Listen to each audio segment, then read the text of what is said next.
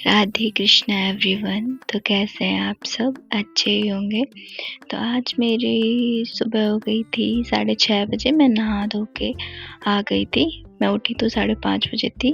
उसके बाद में मैंने अपना टेबल अरेंज किया था, क्योंकि रात में मैं ऐसे ही लेट जाती हूँ, क्योंकि बहुत ज़्यादा थकान भी हो जाती है, तो मैं ऐसे ही लेट जाती हूँ टेबल को ऐसे ही छोड़ के। तो सुबह बहुत मैसी हो रखी थी, तो सबसे पहले मैंने अपनी टेबल अरेंज की। और टेबल अरेंज करने के बाद में मैं बैठ गई थी अपना इंग्लिश का फर्स्ट सेशन लेने, जिसमें कि मैं नाउन पढ़ रही हूँ, और नाउन का मेरा सेकेंड लेक्चर है। मेरे ग्रामर ख़त्म ही होने वाली है और 2 से 3 टॉपिक्स रह गए हैं। उसके बाद मैं टोटली प्रैक्टिस पे आ जाऊँगी। अभी भी मैं प्रैक्टिस करती हूँ, पर उतनी नहीं, कम कर रही हूँ।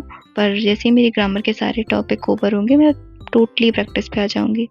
इसके बाद मैंने उठा ली थी अपनी वोकैब में मैं डेली न्यू सिर्फ 10 वर्ड पढ़ती हूँ, और मैं अपना ज़्यादा फोकस करती हूँ कि मैं रिवीजन कर सकूँ, जितना ज़्यादा से ज़्यादा हो सके मैं रिवीजन पे फोकस करती हूँ। क्योंकि नए वर्ड पढ़ने का ना कोई मतलब नहीं होता कि अगर आप पुराने वर्ड भूलते जा रहे हो। तो नए आप भले ही कम करो, पर पुराने आपको डेली का डेली रिवाइज करने हैं, जब तक वो आपके टिप्स पे ना हो जाए। उसके बाद जैसा कि मैं हर वीडियो में बोलती हूँ कि मैं अपने साइनो एंटू के नोट्स बनाती हूँ, और ये मैं नोट्स बनाती हूँ रानी मैम का जो समुद्र मंथन बैच की जो पीडीएफ्स हैं, मैं उनसे बनाती हूँ। मैं उनका बैच तो नहीं देखती, पर मैं पीडीएफ जो A4 साइज की उनकी पीडीएफ्स हैं, मैं उनसे अपने हैंड रिटन नोट्स बना लेती हूँ। बाकी मैं लेक्चर नहीं देखती, क्योंकि लेक्चर में बहुत ज़्यादा टाइम चला जाता है। उसके बाद मैंने सबके लिए बनाया था उपम, और मैंने भी खाया था। मैंने भी कर लिया था ब्रेकफास्ट। उसके बाद में मैं बैठ गई थी अपने रीजनिंग की क्लास लेने, और रीजनिंग में मैं कैलेंडर पढ़ रही हूँ, और मेरी सेकेंड क्लास थी आज कैलेंडर की। मैं 2 चैप्टर कंप्लीट कर चुकी हूँ रीजनिंग के, जिसमें से मैंने एक इनइक्वालिटी कंप्लीट किया है और एक कोडिंग डिकोडिंग, और जिसकी मैंने प्रैक्टिस भी कर ली है। चैप्टर वाइज जब आप कोई चैप्टर पढ़ लेते हो और उसकी प्रैक्टिस करते हो, तो क्वेश्चन ईजिली बन जाते हैं। तो मैंने वो कर ली थी। उसके बाद ये मेरा थर्ड लेक्चर है कैलेंडर, और 2.5 से 3 महीने में मेरा शायद रीजनिंग का सिलेबस ख़त्म हो जाएगा, क्योंकि इसमें 78 क्लासेस के लमसम जो हैं इम्पोर्टेंट क्लासेस हैं, और कुछ टॉपिक ऐसे हैं, वैसे तो टोटल 104 क्लासेस हैं, पर 78 क्लासेस ही ऐसी हैं जिसमें मुझे देखना पड़ेगा, मतलब मुझे पढ़नी पड़ेगी। बाकी तो कुछ चैप्टर्स ऐसे हैं जो बिना पढ़े में भी मैं कर लूँगी। और फिर उसके बाद मैं बैठ गई थी अपना जीएस का सेशन लेने।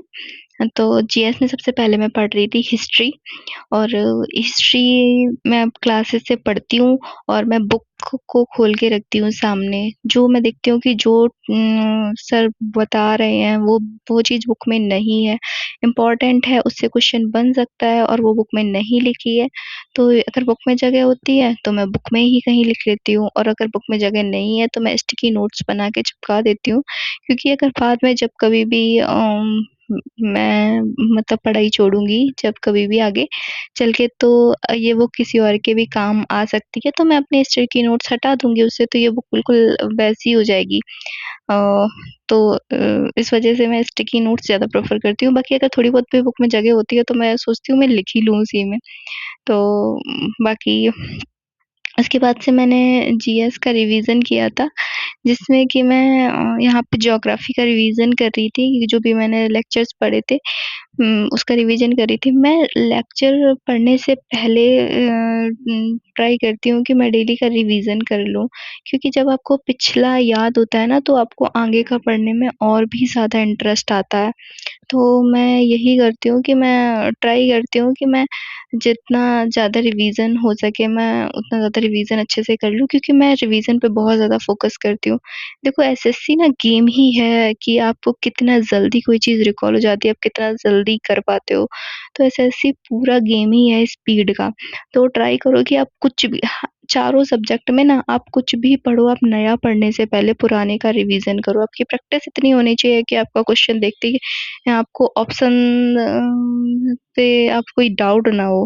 हाँ, जीएस कुछ ऐसे है, जीएस में आप 100% स्कोर नहीं कर सकते। कुछ लोग करते भी हैं, वो एक्सेप्शनल है, पर नहीं किया जा सकता मेरे हिसाब से, मतलब किया नहीं जा सकता या लोग नहीं कर पाते, वो तो एक फैक्ट है। पर मैं सिर्फ इतना बोलूँगी कि जीएस ना एक ऐसा चीज़ है कि आप कितना भी पढ़ लो, कुछ ना कुछ तो क्वेश्चन ऐसे होंगे ही जो आपको समझ नहीं आएँगे। हो सकता है वो करंट अफेयर्स से हों तो आपको आ जाए जो आपने रिसेंट में पढ़ा है। अब एक बार एसएससी में किसी एक्ट्रेस की ना हाइट पूछ दी थी, तो वो चीज़ तो हमको नहीं पता ना। तो बाकी अपना जितने हाथ में है हम उतना करेंगे, बाकी जो भी होगा बाकी हमारे सब्जेक्ट से जो क्वेश्चन बन सकते हैं वो उनको करना तो हमारे हाथ में है ना। तो इस वजह से मैं बहुत ज़्यादा फ़ोकस करती हूँ कि मैं जितना पढूँ उतना रिवाइज़ कर लूँ। तो ये था मेरा आज का दिन। अगर आपको वीडियो अच्छी लगती है तो वीडियो को लाइक करना, चैनल को सब्सक्राइब करना। मिलते हैं नेक्स्ट वीडियो में, तब तक के लिए बाय-बाय।